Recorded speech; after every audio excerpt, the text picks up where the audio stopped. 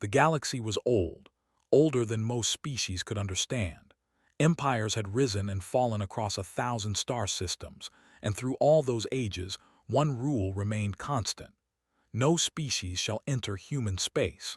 The Galactic Concord had written this law 300 years ago, and every civilization that joined the Great Alliance accepted it without question. There was no explanation in the archives. There was no reason given in the ancient texts. The rule simply existed, and everyone followed it. Admiral Han of the Empire stood on the bridge of his flagship and stared at the holographic map before him. His pale blue skin reflected the soft glow of distant stars, and his 4 eyes narrowed as he studied the border of human territory. There were conquerors. They had crushed 12 civilizations and claimed their worlds. They feared nothing in the galaxy, and Han found the human quarantine to be an insult to his empire's power. His scout ships had detected massive mineral deposits at the edge of human space, enough wealth to fund a century of expansion, enough resources to make the Empire the dominant force in the galaxy. All he had to do was ignore an old superstition written by species too weak to matter anymore. Han gave the order. 7 warships crossed the border and descended toward a small human colony world called New Montana. Jake Collins had lived on New Montana his entire life. He was a farmer, like his father and grandfather before him. His land stretched across 300 acres of golden wheat, and his small house sat on a hill overlooking the valley below. He had a simple life. He woke before dawn, worked the fields until sunset, and spent his evenings on the porch watching the stars appear one by one. His daughter Emma was 12 years old. She had her mother's dark hair and her father's stubborn spirit. Her mother had died 5 years ago from a fever that swept through the colony, and since then it had just been Jake and Emma against the world. They did not need much. They had each other and they had their land, and that was enough. On the evening they arrived, Jake and Emma stood on their porch and watched strange lights descend from the sky. The lights were too large to be shuttles from the orbital station. They moved too fast to be cargo ships. Jake felt something cold settle in his stomach as he counted 7 distinct shapes dropping through the clouds and landing in the wheat fields 3 miles away. He told Emma to go inside and contact the Colonial Defense Network.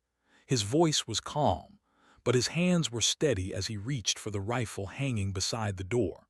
It was an old weapon, passed down from his great-grandfather who had served in the Earth Defense Forces long ago.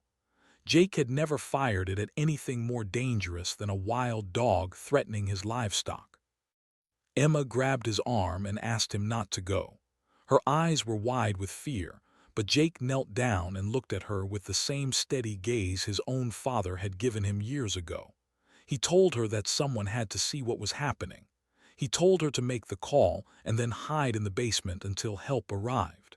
He promised her he would come back. Jake walked down the hill toward the lights. He could see them clearly now. Massive ships with sharp angles and strange symbols painted on their hulls. Figures were emerging from the vessels, tall and thin with pale blue skin and too many eyes. They carried weapons that hummed with energy, and they moved through his wheat fields like they owned the land. One of the creatures spotted Jake and raised its weapon. It shouted something in a language Jake did not understand. More of them turned toward him, and for a moment the farmer stood alone against an alien army. Jake raised his rifle and fired. The shot struck the lead creature in the chest, and it collapsed into the wheat. For a heartbeat, everything was silent. Then the aliens opened fire, and Jake dove behind a tractor that had been sitting in the field since morning. Energy bolts scorched the air around him, melting metal and setting the wheat ablaze. He should have died in that field. He knew that. But something happened that night that they did not expect. As Jake fired again and again from behind his burning tractor, lights appeared on the horizon. Not alien lights, human lights. Trucks and ground cars racing across the colony toward the sound of gunfire. Farmers and miners and shopkeepers who had heard the alert and grabbed whatever weapons they could find. The colonial militia arrived within 20 minutes. They were not soldiers. They were ordinary people who had trained for emergencies and hoped they would never face one. But they came anyway, and they fought with a ferocity that made the commanders pause. Within 47 minutes of landing, the first ship sent a distress signal to their fleet. The message was simple. They were under attack. The natives were not surrendering. They needed reinforcements immediately. Admiral Han received the message on his flagship and laughed. 7 warships against a farming colony, and they needed help. He assumed his soldiers had encountered some minor resistance that would be crushed within hours. 3 hours later, all 7 ships had gone silent. On New Montana, Jake Collins sat against the burned remains of his tractor and watched the sun rise over fields of ash. His rifle was empty. His left arm hung useless at his side where an energy bolt had grazed him. Around him, the bodies of soldiers lay scattered among the wheat. The colonists had won, but the cost had been terrible. 63 humans had died in the night. Men and women he had known his entire life. Emma found him as the medical teams arrived. She ran across the scorched earth and threw her arms around him, and Jake held his daughter with his one good arm and promised her again that everything would be okay. In the capital city of New Montana, Governor Maria Santos stood before a holographic display showing the aftermath of the battle. She was a small woman with gray hair and sharp eyes, and she had led this colony for 15 years. She had never seen anything like this. An alien invasion. First contact with a hostile species. Her people had fought back with hunting rifles and farming equipment, and somehow they had won. A message arrived from Earth Command. Governor Santos read it twice before she understood what it meant. The words were simple and direct. "Hold the line, we are coming." She looked out the window at the smoke rising from the distant fields and felt something she had not felt in years. Fear, yes, but also something else. Something harder and colder that settled in her chest like iron. They had made a mistake. They had come to human space expecting easy prey. They had found something else entirely. And now they would learn why the galaxy had kept its distance for 300 years. Admiral Han stood in silence as the reports came in. 7 warships lost. 4,000 soldiers dead or captured. A farming colony had destroyed an invasion force that should have conquered them in hours. His 4 eyes blinked slowly as he processed the information, and then he felt something he had never experienced before. Rage. He sent a message to the High Command requesting authorization for a full invasion fleet. The response came within the hour. 300 warships were being assembled, 60 divisions of ground troops, enough firepower to crack a planet in half. The humans had embarrassed the Empire, and that insult would be answered with extinction. 2 weeks later, the invasion fleet crossed into human space. Lieutenant Commander Price was 34 years old. He had served in the Earth Defense Navy for 12 years, working his way up from a junior officer on a patrol boat to the second-in-command of the destroyer Relentless. He was a quiet man with brown hair cut short and eyes that had seen more than most people his age. His wife Sarah waited for him back on Earth with their 2 children, and every night before he slept he looked at their picture and reminded himself why he fought. The Relentless was part of the 3rd Fleet, stationed at the edge of human space to respond to exactly this kind of threat. When the sensors detected 300 enemy warships entering the system, felt his stomach tighten. He had trained for this. Every officer in the Navy had trained for this, but training and reality were very different things. Fleet Admiral Diana Holt commanded the 3rd Fleet from her flagship, the carrier Endurance. She was 63 years old, and she had never lost an engagement in her 40-year career. Her hair was white now, and her face was lined with age, but her eyes were sharp and her voice carried the weight of absolute authority. When she received the report of the incoming enemy fleet, she did not panic. She did not hesitate. She simply smiled and opened a channel to all ships. The message was brief. All vessels would execute Protocol 17. There would be no retreat. There would be no surrender. The enemy had come to destroy them, and the 3rd Fleet would show them what that decision would cost. watched the tactical display as the human fleet moved into position. They were outnumbered 3-1, but that did not matter. Protocol 17 was not a defensive strategy. It was a doctrine of absolute aggression, designed to inflict maximum damage regardless of losses. They expected their enemies to form defensive lines and protect their positions. They did not expect what happened next.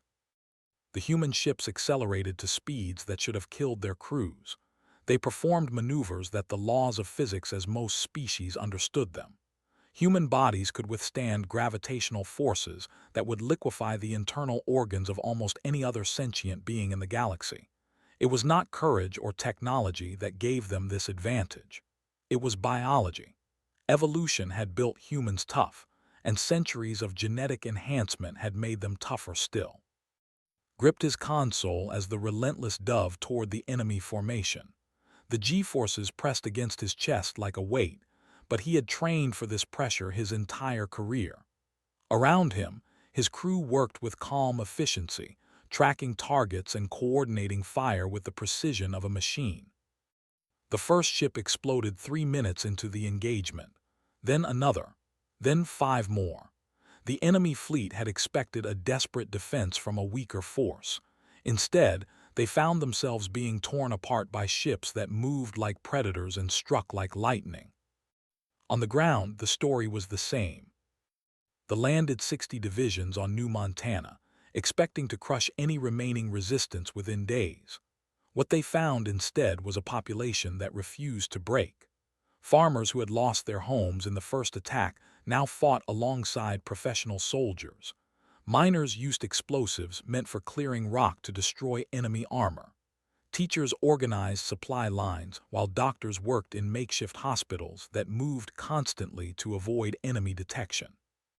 Grace Murphy was 72 years old.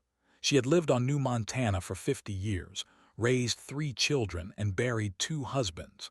Her grandfather had served in the Earth Defense Forces during the old wars, and he had taught her things that most people had forgotten.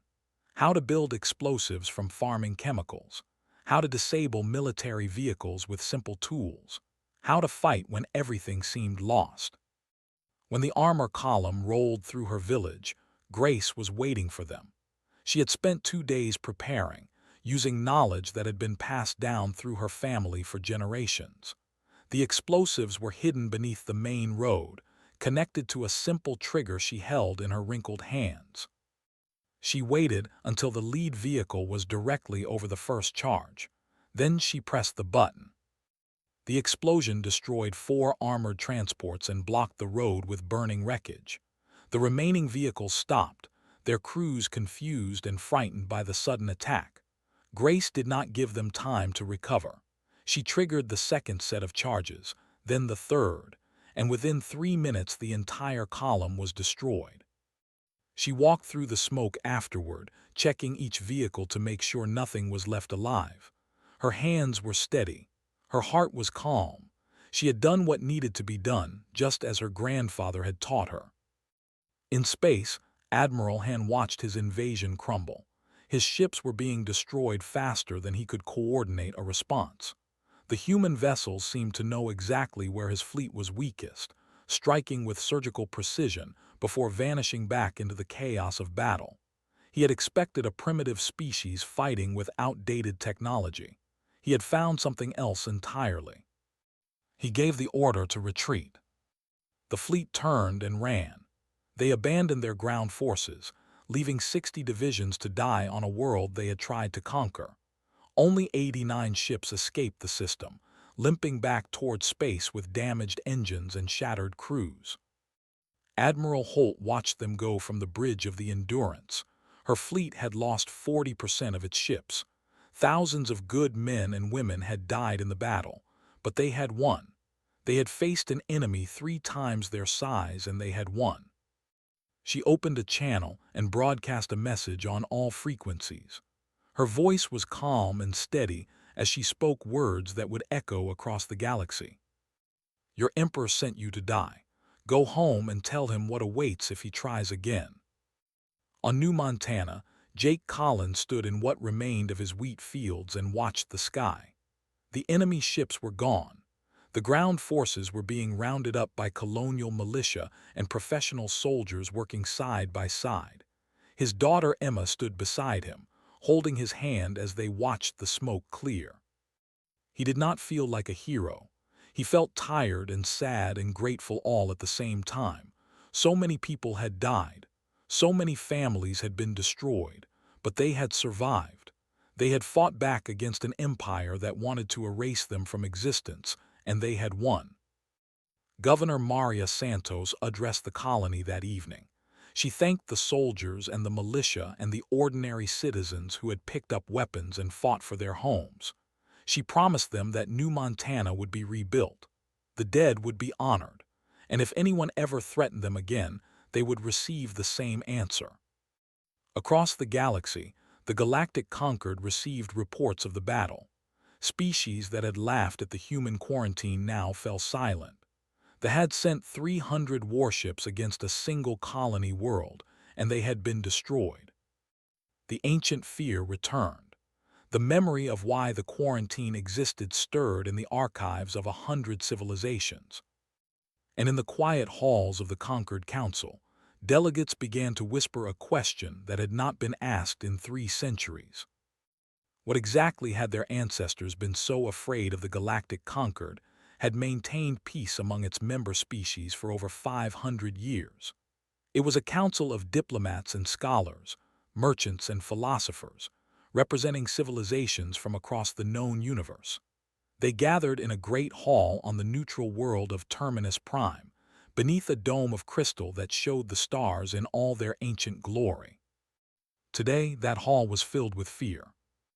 The defeat of the Empire had sent shockwaves through every member species. 300 warships destroyed by a single human colony. An invasion force of 60 divisions wiped out by farmers and shopkeepers. The numbers seemed impossible, yet the evidence was undeniable. They had challenged humanity and lost everything.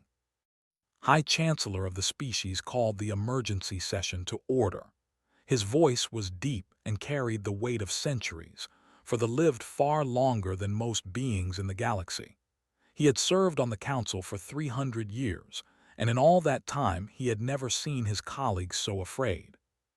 The question on everyone's mind was simple. Why did the quarantine exist? What had humanity done to deserve such complete isolation? The archives held the answer, but the archives had been sealed for 800 years, accessible only to the most senior members of the council. Most species had forgotten that the records even existed. The quarantine was simply accepted as an ancient law, like the prohibition against weapons of mass destruction or the treaty governing hyperspace travel. Archivist was summoned to unlock the truth. He was ancient even by standards, his body frail and his eyes dim with age. But his mind remained sharp, and his memory stretched back to the early days of the Concord when the founders still walked the halls of Terminus Prime. He stood before the assembled delegates and spoke in a voice barely louder than a whisper. What he revealed would change the galaxy forever. 800 years ago, humanity had not yet discovered faster-than-light travel. They were a young species, confined to their home system and the handful of colonies they had established on nearby worlds. They knew nothing of the greater galaxy. They believed themselves alone in the universe. A coalition of 12 species had discovered Earth during a routine survey mission. They saw a world rich in resources and a population too primitive to pose any threat. The coalition was hungry for expansion, and the humans seemed like easy prey. The invasion began on a summer morning in what humans called the year 2087. 3,000 warships descended on Earth and its colonies. The coalition expected complete victory within weeks. They had conquered dozens of species before, and none had ever posed a serious challenge. They were wrong. Humanity fought back with everything they had. Their weapons were primitive compared to the coalition's technology, but they refused to surrender. Cities burned. Millions died. But for every human killed, 10 more rose to take their place.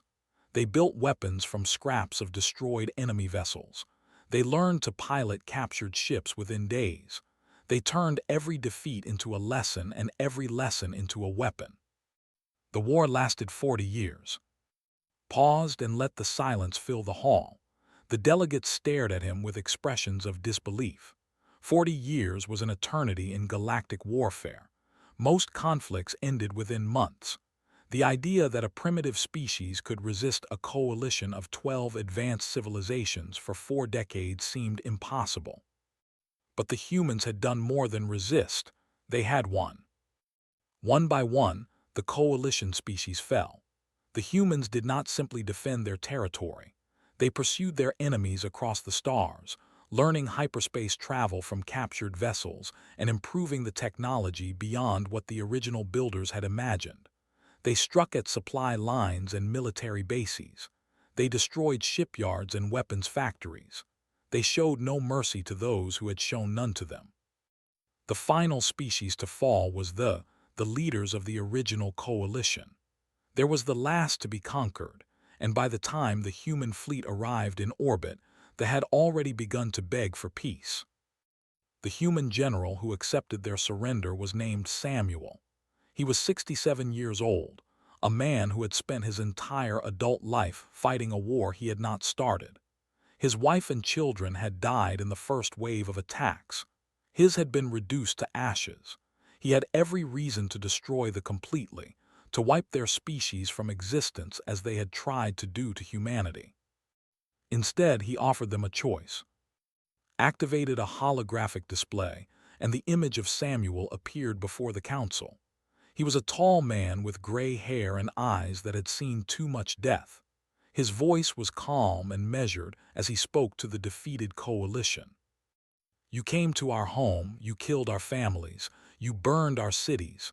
We did not start this war, but we have ended it. Return to your space. Do not ever come back. There will be no second warning." The coalition accepted his terms. They to their original territories and agreed to never approach human space again. But they were afraid. They had seen what humanity could do when threatened. They had watched a primitive species transform itself into the most dangerous force in the galaxy within a single generation. The founders of the Galactic Concord were survivors of that war. They created the quarantine not to protect humanity from the galaxy, but to protect the galaxy from humanity. They hoped that if they left the humans alone, the humans would leave them alone in return. For 800 years, the arrangement had worked. Ended his presentation and stood in silence before the council. The delegates looked at each other with new understanding. They had not simply attacked a weak colony. They had awakened something that should have been left sleeping. High Chancellor asked the question that everyone was thinking. What would humanity do now? Would they see the attack as an act of war by the entire Concord? Would they emerge from their territory and seek revenge against the galaxy that had once tried to destroy them? No one had an answer. On Earth, the human government was already debating the same questions. President Laura met with her advisors in the underground bunker beneath the capital city.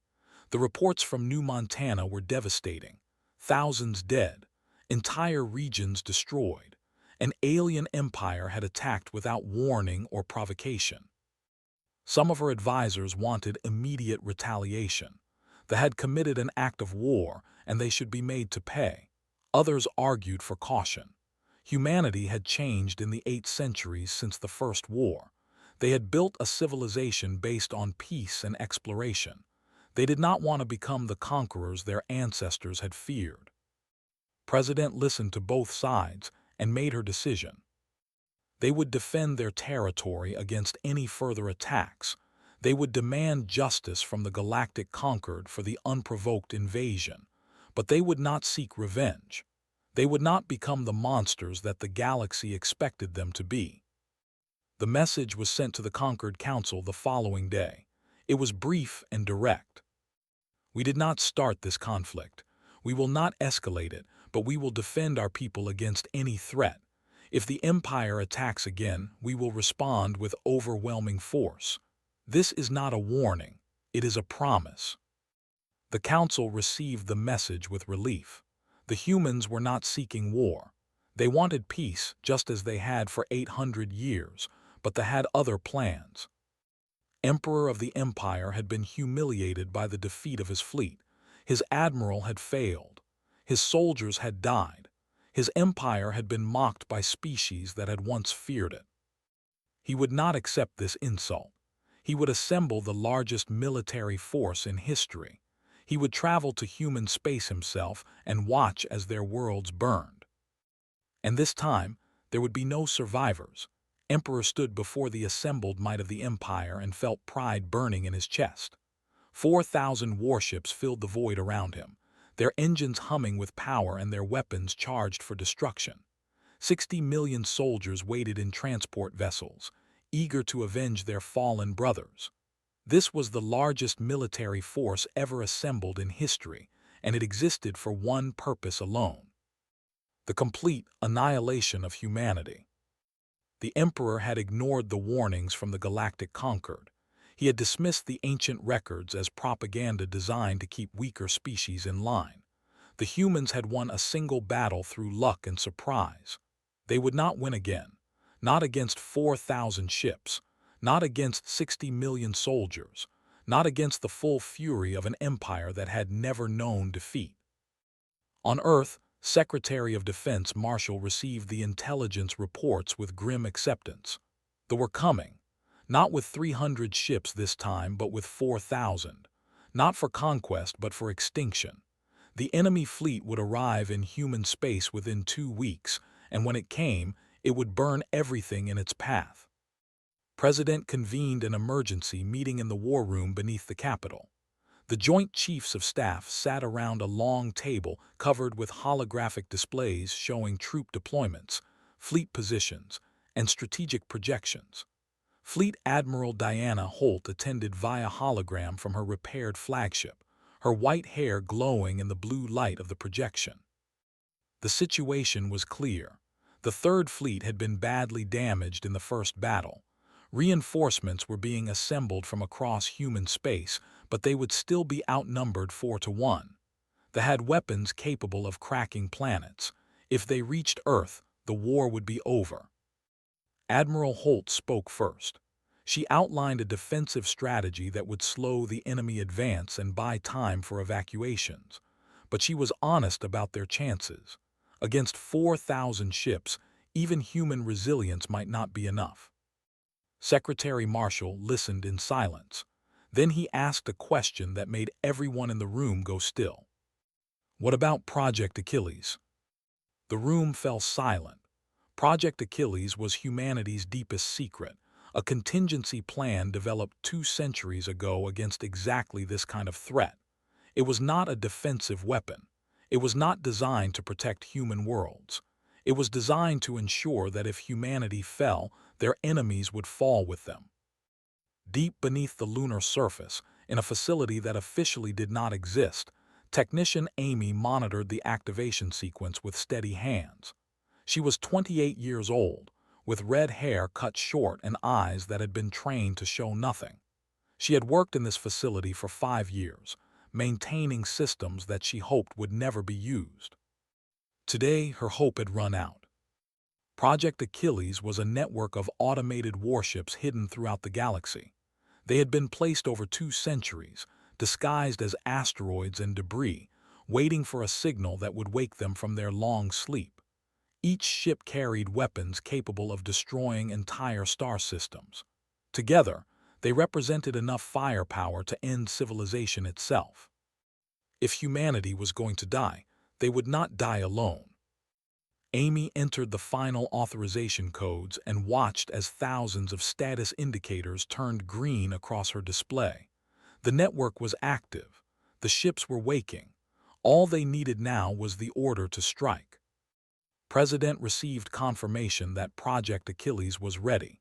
She looked at the faces of her advisors and saw the same terrible understanding in their eyes. If they used this weapon, they would destroy the Empire completely. But they would also destroy any chance of peace.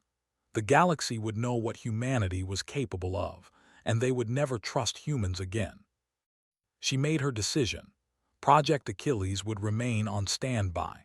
They would fight, though, with their fleet and their soldiers. They would use every conventional weapon at their disposal, but they would not unleash extinction unless there was no other choice. The human fleet assembled at the edge of Sol system. 500 warships from every corner of human space, crewed by men and women who knew they were outnumbered, and they had 2 weeks to prepare defensive positions, lay mines, and coordinate with ground forces on every inhabited world. Captain Grant commanded the heavy cruiser Ironclad, one of the most powerful ships in the fleet. He was 41 years old, with dark skin and a calm voice that never wavered even in the worst situations. His crew loved him because he never asked them to do anything he would not do himself. When the fleet emerged from hyperspace, was ready.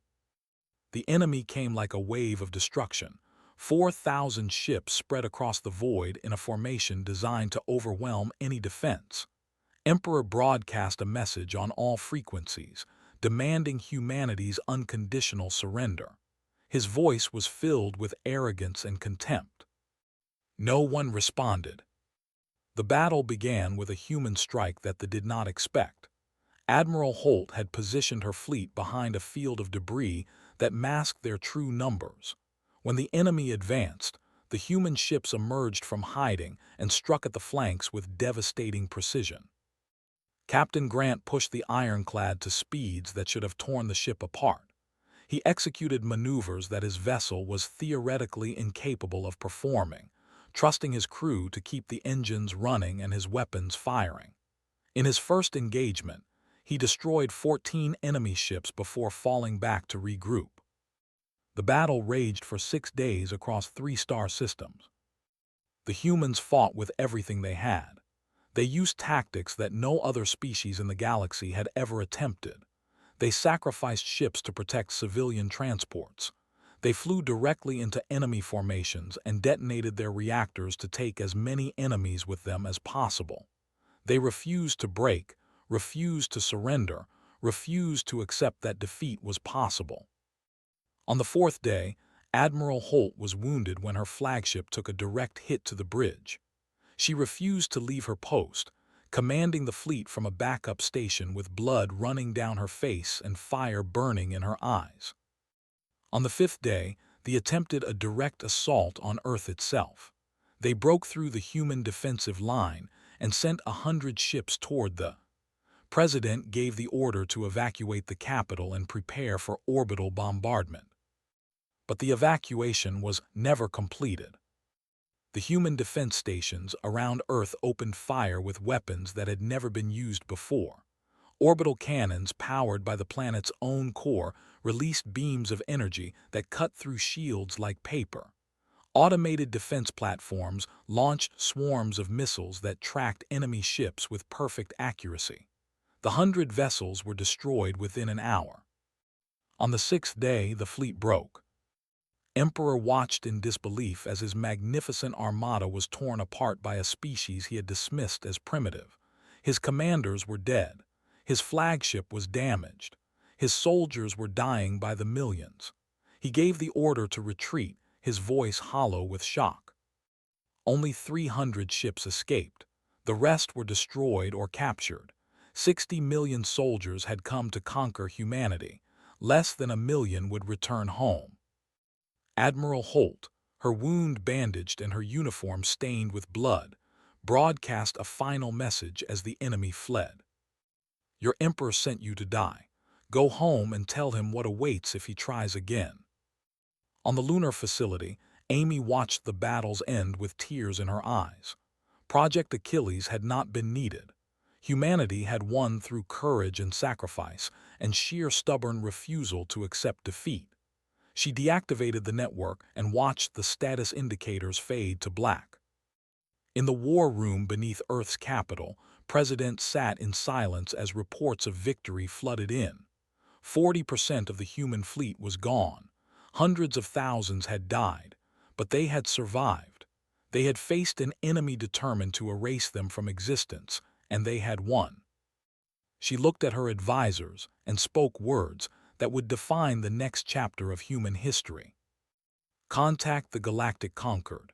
Tell them we want to talk. The Great Hall of the Galactic Concord had never been so crowded. Delegates from every member species had gathered to witness an event that none of them had ever expected to see. For the first time in 800 years, a human would address the council. Ambassador stood at the center of the chamber and looked up at the crystal dome above her. The stars shone down on her like ancient witnesses, cold and eternal. She was 35 years old, with brown hair pulled back in a simple style and eyes that held both warmth and steel. She was the great-granddaughter of Samuel, the general who had ended the First War and established the peace that had lasted for centuries. Now she carried a different burden, not victory but understanding. The delegates watched her with expressions ranging from fear to curiosity to barely hidden hostility. She could feel their eyes on her, judging her, trying to understand what kind of creature she was. To them, humans were monsters from ancient history, the species that had crushed a coalition of 12 civilizations, the beings that could not be conquered. Took a breath and began to speak. She did not threaten them. She did not boast of human victories or remind them of the devastation her species had caused. Instead, she told them a story. Long ago, she said, humans evolved on a harsh world. Earth was not kind to its children. The climate shifted constantly. Predators hunted in every shadow. Disease swept through populations without warning. Life on Earth was a constant struggle for survival, and only the strongest and most stubborn creatures endured. Humans were not the fastest or the strongest creatures on their world. They could not fly or breathe underwater. Their claws were dull and their teeth were weak, but they had something else, something that evolution had forged in the fires of endless competition. They refused to give up. When a predator attacked, humans did not simply flee. They banded together and fought back. When disease struck, they learned to heal their sick. When the environment changed, they adapted. No matter how many times they were knocked down, they got back up and kept fighting. This trait became part of their very nature. It was written in their genes, passed down from generation to generation. The will to survive, the refusal to accept defeat, the burning determination to endure no matter the cost. Paused and let her words settle over the assembly. The delegates were listening now, their fear slowly giving way to something else. Understanding, perhaps, or at least the beginning of it. She continued. When the first coalition attacked Earth, humans did not understand why they had been chosen for destruction. They had done nothing wrong. They had never threatened anyone. But they learned quickly that the universe did not care about fairness. The strong took what they wanted and the weak perished. Humans refused to be weak. The war that followed was terrible. Billions died. Entire cities were reduced to ash. For 40 years, humanity fought against enemies who had every advantage except one. The humans would not stop. No matter how many died, no matter how hopeless the situation seemed, they kept fighting. And when it was over, when the last coalition ship surrendered, the humans faced a choice. They could have become conquerors themselves. They had the power to dominate the galaxy, to repay every cruelty that had been inflicted upon them. Some wanted exactly that. But others remembered what they had been fighting for. Not power, not revenge, survival, the right to exist in peace, the chance to build a future for their children. General Samuel's ancestor chose peace. He sent the conquered species home and asked only that they never return. He hoped that the galaxy would learn to leave humanity alone. For 800 years, that hope had been realized. Humans built a civilization based on exploration and discovery. They developed technologies that could have made them masters of the stars, but they stayed within their borders, content to live in peace. Then the came.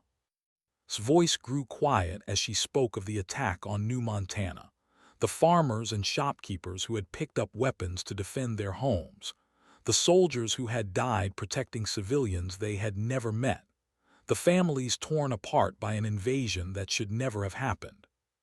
She spoke of the second battle, when the Empire sent 4,000 ships to destroy humanity forever. The pilots who flew into enemy formations knowing they would not survive. The engineers who kept damaged ships running through impossible conditions. The ordinary people who refused to surrender even when surrender was the only logical choice. "We are not monsters," said. "We do not seek war. We do not desire conquest. We want only what every species wants, the chance to live, the chance to grow, the chance to see what our children might become. But we will not be victims. We will not accept extinction. When we are threatened, something awakens inside us, something ancient and fierce. Call it spite if you like. Call it stubbornness. Call it the refusal to go quietly into the night. It is not courage exactly. It is not madness. It is simply who we are. Evolution built us to survive, and we will not apologize for that." She looked around the chamber at the assembled delegates. Some were nodding slowly, others still seemed afraid, but many were beginning to understand. "We did not start the first war," said. "We did not start this one, but we will end any conflict that threatens our existence. This is not a threat. It is simply a fact, as certain as the stars that shine above us." She took a step forward and spread her hands in a gesture of openness. "But today I am not here to talk about war. I am here to offer peace. Humanity wishes to join the galactic conquered, not as conquerors or masters, but as partners. We have technologies that could benefit every species in this hall, medicine that could extend your lives, energy systems that could power your worlds, knowledge that could advance your civilizations in ways you cannot imagine. We ask only to be accepted, to trade and learn and grow alongside you, to build something better than the fear and isolation that has defined our relationship for 800 years." Fell silent and waited for the council to respond. High Chancellor of the was the first to speak. His ancient voice filled the chamber as he asked a simple question. "How can we trust you? After everything that has happened, how do we know you will not turn against us?" Smiled sadly. "You cannot know," she said. "Trust is not something that can be proven with words or treaties. It must be built over time, through actions and choices and small kindnesses. We are asking for the chance to show you who we truly are. Not the monsters of your nightmares, but people, flawed and complicated and sometimes afraid, just like you." The council debated for 3 days. Delegates argued and questioned and worried about the consequences of their decision. But in the end, the vote was unanimous. Humanity was accepted into the galactic concord. In the centuries that followed, the galaxy changed in ways no one had predicted. Human medicine saved billions of lives across 1,000 worlds. Human engineers built hyperspace routes that connected civilizations that had never met. Human teachers shared knowledge that advanced science and art and philosophy throughout the known universe. But more than technology, humans shared something else: their spirit, their stubborn refusal to give up when things seemed hopeless, their belief that tomorrow could be better than today. On New Montana, Jake Collins rebuilt his farm with help from his daughter Emma and neighbors who had survived the invasion together. The wheat grew tall again, golden in the sunlight of a world that had nearly been destroyed. On Earth, President retired to a small house by the ocean and spent her remaining years writing about the war and the peace that followed. She never forgot the soldiers who had died, and she made sure the galaxy never forgot them either. In the Great Hall of the Galactic Concord, a statue was erected in honor of the peace that humans had brought to the galaxy. It showed a human hand extended in friendship, open and welcoming. But those who looked closely could see something else in the sculpture. The fingers were strong.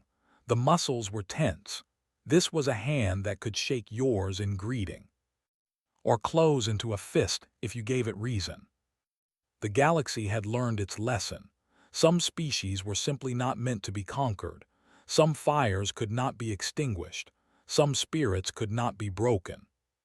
And humanity was at the top of that list.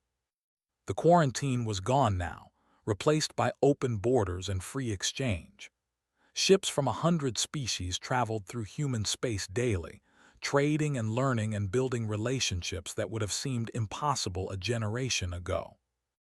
But in every diplomatic meeting, in every trade negotiation, in every quiet conversation between old friends and new allies, the memory remained, not as a threat, but as an understanding. Humans would be your greatest friends if you treated them with respect, but they would be your worst nightmare if you gave them reason. The choice, as it had always been, was up to everyone else. And the galaxy at last had chosen wisely.